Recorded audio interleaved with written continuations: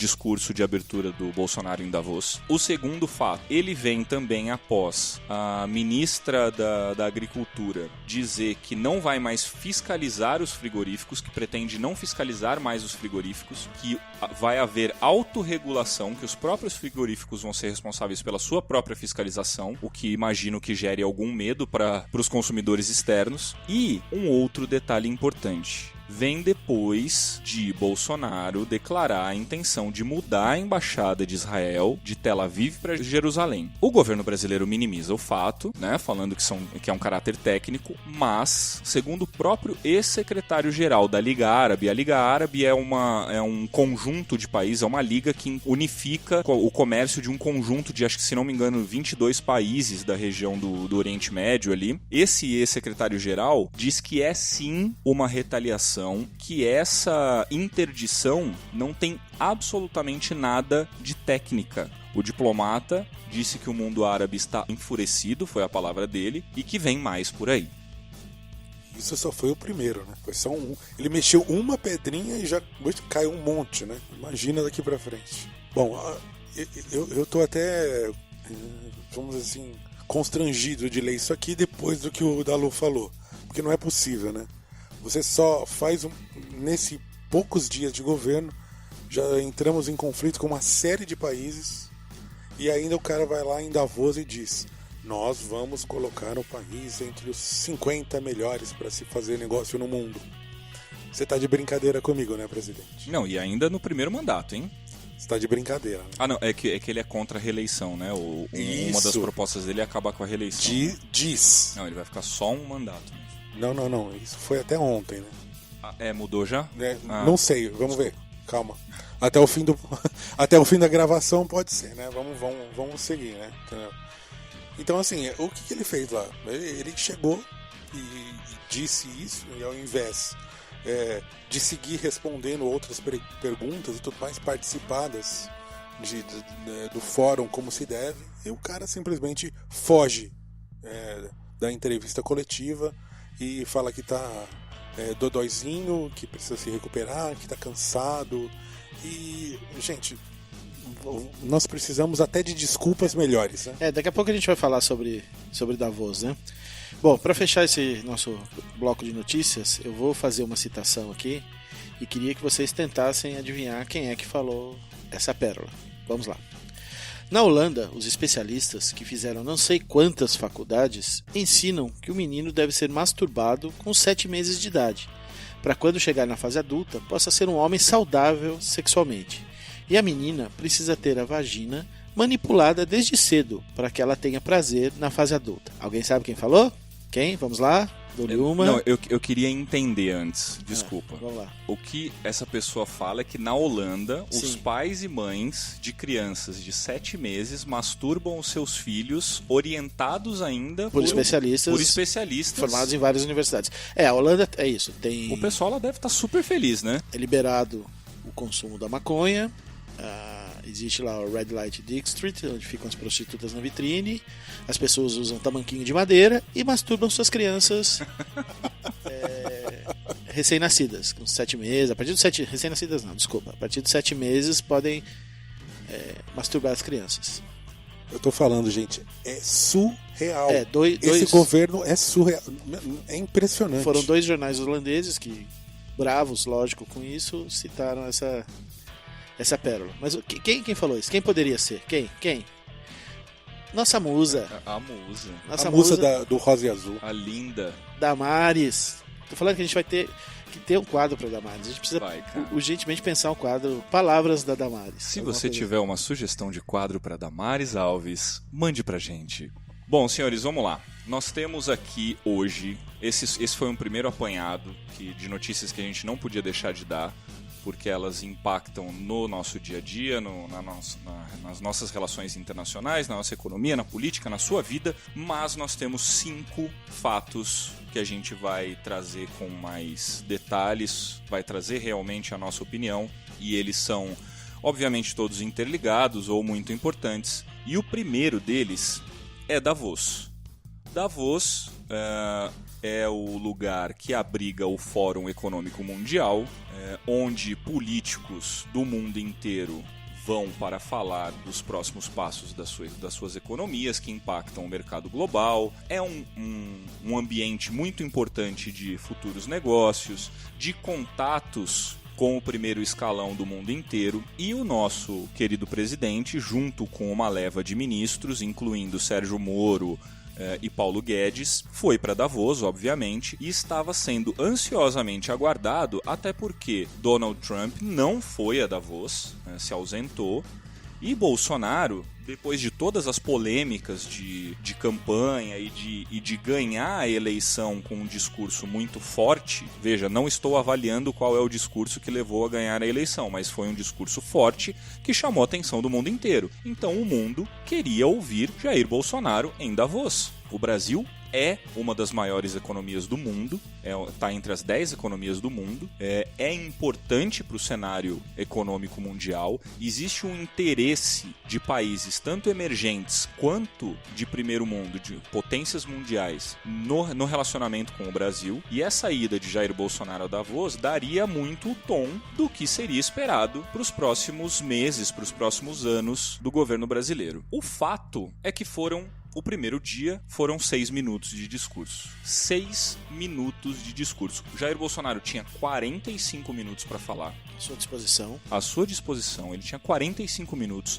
A atenção do mundo inteiro para sua voz, e ele falou 6 minutos num discurso mal lido, que obviamente não foi ele que escreveu, e isso gerou uma repercussão internacional. Mal lido e mal escrito, né?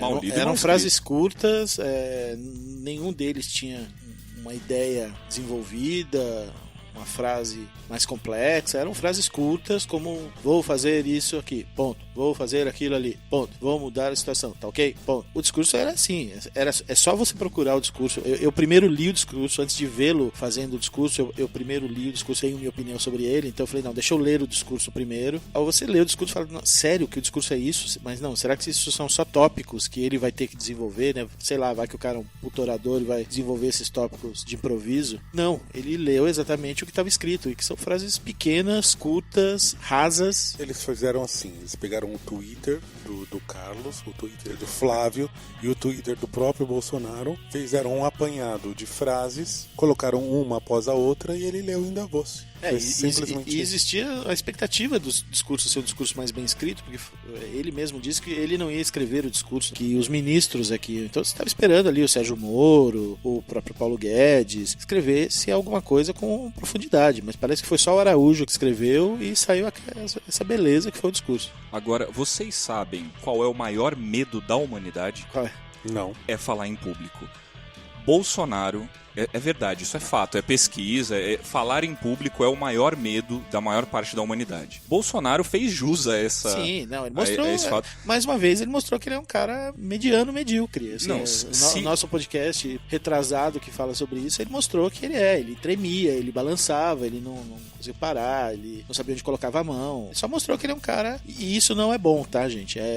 Por mais que os Minions defendam isso, tá vendo? Isso mostra que ele é um cara comum. Não, isso não é bom. Ele é o presidente da República, ele não pode ser assim. Não pode. E assim, o discurso dele, ele começa bem, com humildade ali, ele fala que agradece o convite, que agradece por dirigir aquela abertura de sessão, fala que é uma primeira viagem internacional. Mas eu acho que nem começa bem, porque ele fala tudo isso antes de falar boa tarde para as pessoas. Assim, o discurso é desconexo. Ele fala isso de improviso, parece, eu queria falar isso, e depois ele começa a ler o discurso. É muito estranho. O fato é que ele tenta ali justificar a força que ele tem, mostrar a força que ele tem popular. Ele né? diz quanto ele gastou na campanha, que tinha pouco tempo de televisão e mesmo assim ganhou com um apoio popular imenso. E isso é um fato, ele tem realmente um apoio popular imenso. Mas o que isso interessa? Não interessa para aquelas pessoas. Agora, ele segue imediatamente após falar dessa questão da eleição. O Bolsonaro fala então que ele assume o Brasil em uma profunda crise ética, moral e econômica. Tem dois detalhes importantes aqui de falar sobre essa frase. Primeiro que Bolsonaro, não fale do que aconteceu para trás, fale daqui para frente. Fale do que você vai fazer, do que você vai realizar, certo? Porque senão você mostra que o Brasil continua nessa crise e não mostra que está propício para o investidor chegar e investir no Brasil. Segunda coisa, a crise moral e ética ela continua e agravada pela família Bolsonaro, inclusive. Os escândalos que envolvem Flávio Bolsonaro, a vergonha que o Carlinhos... O Flávio Bolsonaro era quem mesmo? Era o Zezinho? Zezinho. Era o Zezinho. O Carlinhos é qual? É o Luizinho. É o Luizinho. Então o Luizinho só faltou a cadeirinha pra andar de... Ele é chacota internacional, sabe? O Eduardo Bolsonaro é o cara que fica mais à margem, assim, mas passa vergonha no Twitter e manipula dados e informações no Twitter o tempo inteiro. E vocês não reconhecem que a família de vocês está envolvida com escândalos atrás de escândalos. A crise ética e moral do Brasil ela foi muito agravada, principalmente depois da posse de Jair Bolsonaro no dia 1º de janeiro. Para continuar e finalizar esse discurso aqui, até porque não tem muito o que falar dele, porque ele não diz nada, Você já falou mais do que ele. Então, exatamente. Num momento em que o Fórum Econômico gostaria de tratar, ou trata, da quarta revolução industrial, de negócios tecnologia, sérios, né? de tecnologia. De avanços econômicos, industriais para o mundo. E por que o ministro da Ciência e Tecnologia não foi? Não foi. Mas o Sérgio Moro foi citado. Aqui entre nós, meu ministro da Justiça e Segurança Pública, Sérgio Moro, o homem certo para o combate à corrupção. Cara, é uma brincadeira isso. Isso aqui é tirar sarro. Aquelas pessoas que estão ali sentadas, o mundo já achou uma vergonha. Mas eu fico imaginando aquelas pessoas, aqueles chefes de Estado, ministros, pessoas que estão ali esperando alguma sinalização importante de um país importante, ouvindo aquilo falando, cara, esse cara tá me fazendo perder meu tempo. Um dos principais painéis lá no Fórum Econômico Mundial foi o Globalização 4.0. E o Ernesto Araújo é um antiglobalista. Exatamente. A gente tá na contramão do mundo. É só isso que a gente tá, na contramão do mundo, só isso. Mas o Bolsonaro falou pra todo mundo ficar tranquilo que vai investir pesado em segurança pra que todos aqueles distintos colegas pudessem visitar o Brasil, as nossas praias, a Amazônia, né? Fez um convite ao turismo. E por que turismo, né, cara? Esse cara nunca falou de turismo, né? Nunca na campanha, até esse momento do discurso, eu pelo menos não tinha ouvido ele falar sobre turismo. De repente ele resolveu fazer campanha pro turismo no Brasil? De onde saiu isso? De lugar nenhum. Porque esse discurso não falou nada com coisa nenhuma. Não é nada. Mas ele podia ter falado de outras coisas que ele repete o tempo todo, mas turismo, cara, pra mim isso foi uma surpresa. Assim, nossa, o cara falando turismo. Parecia um agente da Embratur dos anos 80 falando, né? Mas olha só que interessante. Vocês é que estão errados. O setor, abre aspas para Bolsonaro, os setores que nos criticam têm, na verdade, muito a aprender conosco, fecha aspas.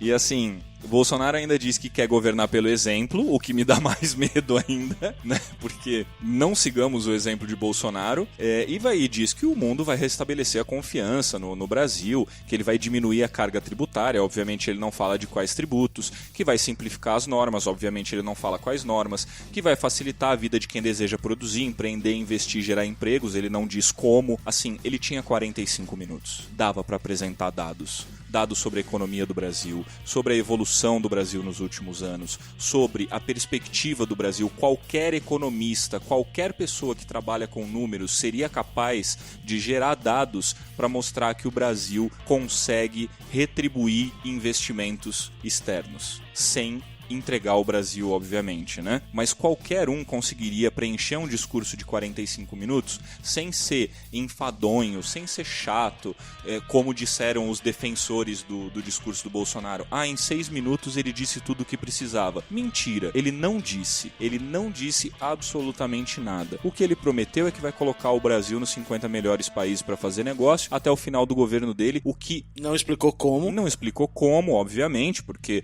talvez a Record não não tenha feito essa pergunta, né? Só por isso que ele não explicou. Mas, cara, se você acredita... O Brasil hoje está na 109ª colocação nesse ranking do Fórum Econômico Mundial. Foi assim que fechou 2018, na 109ª colocação. Para chegar entre os 50 melhores países, a economia tem que avançar absurdamente em 4 anos. Absurdamente. Tem que existir políticas que esse governo não se mostra preparado para fazer. Não se mostra preparado. E assim, a repercussão na imprensa internacional veio imediatamente, né? Sim, foi. Hoje tudo é instantâneo, né? E assim, voltando ao assunto da história do interesse, né? A imprensa mundial, os investidores mundiais tinham interesse no Bolsonaro.